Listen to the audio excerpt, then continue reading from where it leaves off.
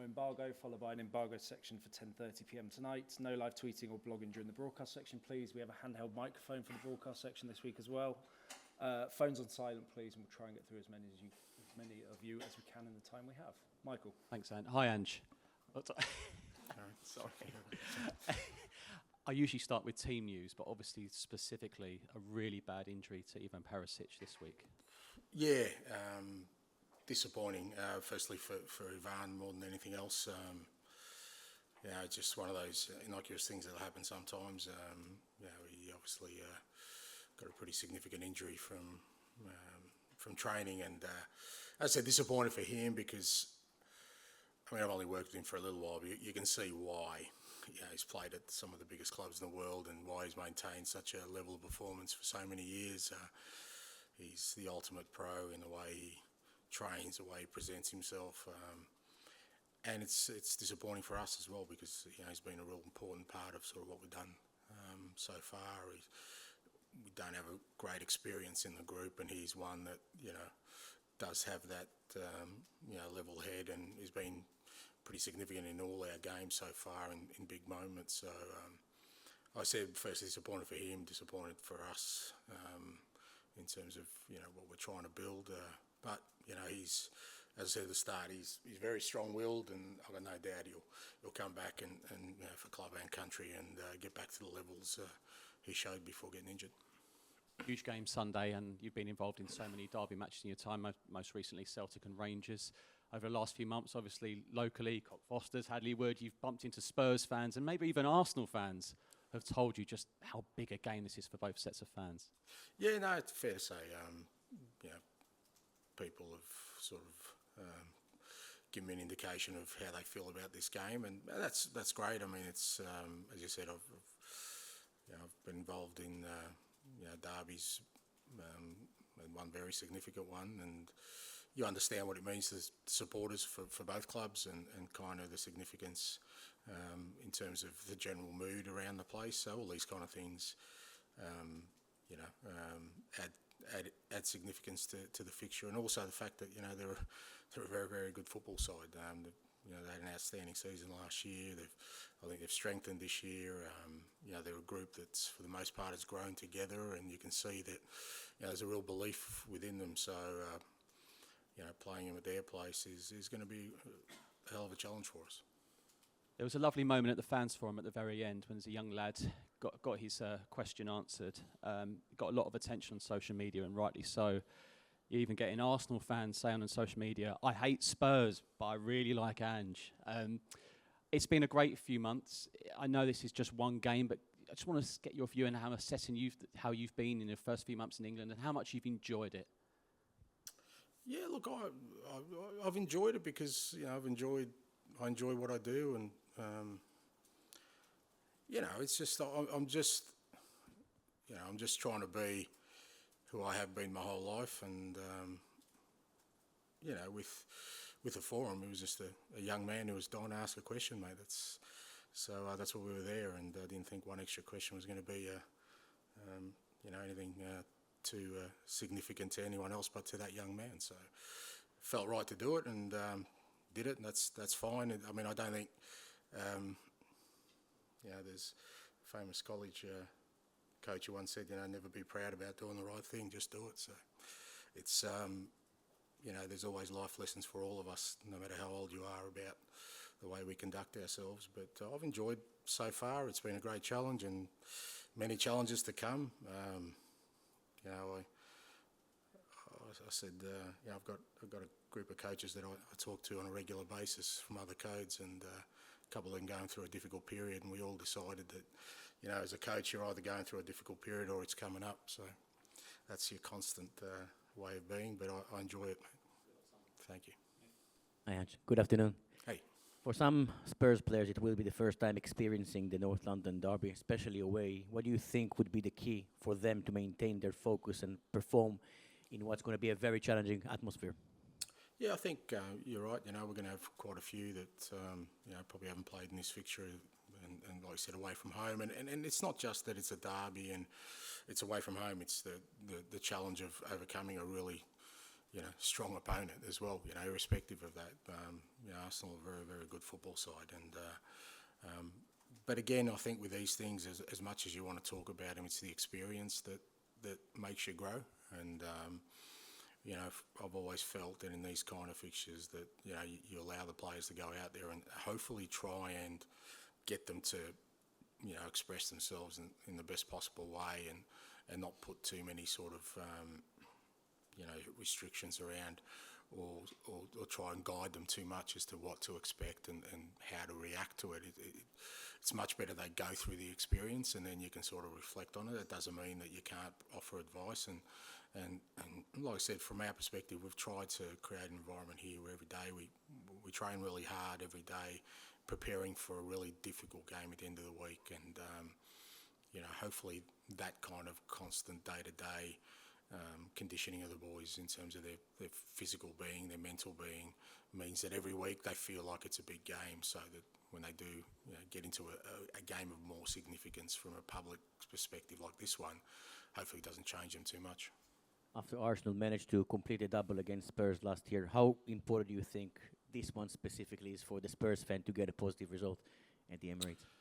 Yeah, look, again, with I guess the supporters, it's any time, I think irrespective of your past record, they always see the next derby as the one that they want to win, and that doesn't change.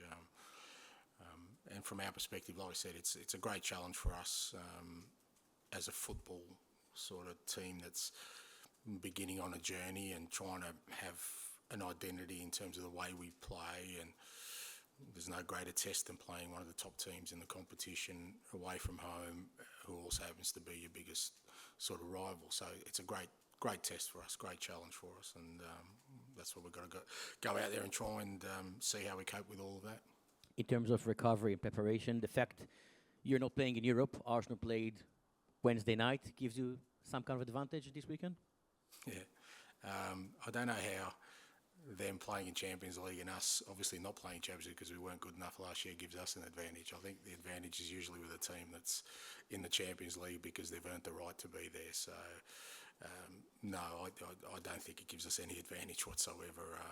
And in many respects, that's the space we want to be in. We would have much preferred to have a Champions League game this week as preparation for a derby rather than not a game. So, but again, all these kind of things, you go into games and you adjust your preparation. I'm sure Mikel has with his team, and will adjust for the fact that we didn't have a game, a top-level game midweek to prepare for this one. Ian, Hi, Ange, how are you? I'm good, mate. Spurs haven't won at Arsenal for 13 years, but not many of your players that will play on Sunday will have that kind of baggage, in inverted commas, with them. How much of a help is that they're going into this game without having had years and years of not having success in this fixture? Well, I don't know. I mean, it really depends on sort of how you frame that. Ultimately, the challenge is that they're a very good football team, and I can't get away from that. They're a very, very good football team. So, irrespective of past records, even if we had beaten them twice last year, I'd be going into this game going, it's going to be a tough game, and it will be a tough game for our players, and particularly away from home. So, that's the challenge for us. And I've never put too much stock on previous sort of records or previous history, because ultimately, I certainly wasn't involved in any of those. As you said, some of the players weren't involved in any of those, so there's no point us reflecting on sort of a historical context to the fixture. What's really more relevant is, well, they're in good form, we're in good form, we want to go out there and try and sort of play our football against them. You've been heralded this year for playing on the front foot. Spurs fans saying they got their club back, and the football's so much more entertaining than in the past few years. Can you play that sort of football in this game, in a derby match of this magnitude? Well, there's no other reason that we play this football than to be successful. So if I didn't think we were going to be successful, I wouldn't play it against any opposition. So, from my perspective, I've often said that I don't set up my teams to play football that's just nice to watch. I set up my teams to play football that'll win. And you have to believe in that. against all opposition, in all kind of circumstances. So there's always tweaks that happen because of the opposition will force you to adjust certain parts of your game. But the underlying principles of the kind of team we want to be, no, I'm not going to shy away from it now just because we're facing a good team. We have to, go out there and challenge ourselves to play the football we have so far against one of the teams that will be challenging for the title. And finally, one of the talking points around the opposition on Sunday is the goalkeeper. They started off with one goalkeeper, they brought in another goalkeeper. How difficult, as a coach, can you explain how difficult that is to have two goalkeepers who both see themselves as number ones? You very firmly had Joe Hart as number one at Celtic. The goalkeeper you bought this summer is very firmly your number one at the moment. How difficult is it, or do you see it as not being a problem at all? I think the most difficult is when you don't have a number one. That's when you're really struggling. I reckon having two good number ones, I don't think any managers would say no to that. So, no, I think they're in a good position. Charlie? Ange, I wondered how important the psychology is for the players for this kind of fixture, and with that in mind, if there are things you've been trying to tap into this week and in the next couple of days. Again, as I said, I think you don't downplay the significance of the game because even if I tried to, there's enough noise around it for the players. They don't live in bubbles to know that it's a big game and what the significance of it. But as I keep saying, we train every day. There's going to be a preparation for us to play our best game of the year this weekend. And once we do that, then there'll be a preparation to play our best game of the year the following weekend. That has to be the mentality, and I've tried to instill that into every group I've had, is that you train every day to be the best you can be. That means you're preparing yourself for your best game of the season this coming weekend. But it's not like you treat it, when people say you treat it like every other game, well, yes, you do, because every other game we want to win and we have to be at our best, particularly in the Premier League, to do that. So the noise around it and the significance around it is something that we have to embrace and absorb. But I'm not going to be happy if we're more up for this game and less up for another game, because I know that's not going to get us to where we want to go. Mm. You mentioned before about you speaking to coaches from other codes and that sort of thing. Could you just expand on that and the sort of things that you talk to with them? Yeah, just like I said, I think I've said before, I'm the kind of guy who's pretty curious, and we've got a little group that we kind of get together once a month, and nothing significant, just sort of a safe space for us to whine and moan about our existence, and everyone feels good at the end of it, mate. It's a bit of therapy, but it's all good. And just lastly, on team news, Lo Celso, is he available? Is there any other different? No, in terms of apart from Ivan, everyone else from sort of last week's in good space. But in terms of the longer term ones, we've still got there's still probably 2 or 3 weeks away.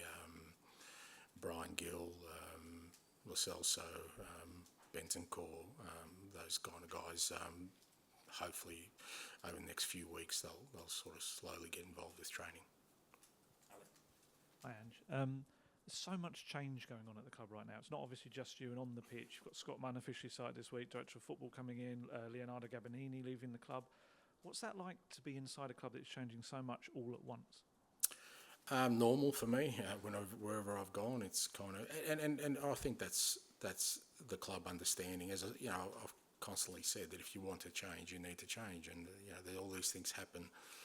Sometimes not sequential or not at the same time, but over the course of time you find that we're heading off in a new direction, and some of the people make their own decisions about whether they're involved with that. Other times we look for new people, or the club looks for new people to bring in, and I think that's the kind of position we are as a club. And as I've said, it wasn't going to take one window for us to sort of build the squad we want, and it wasn't going to take just a couple of months for us to have the structure we want.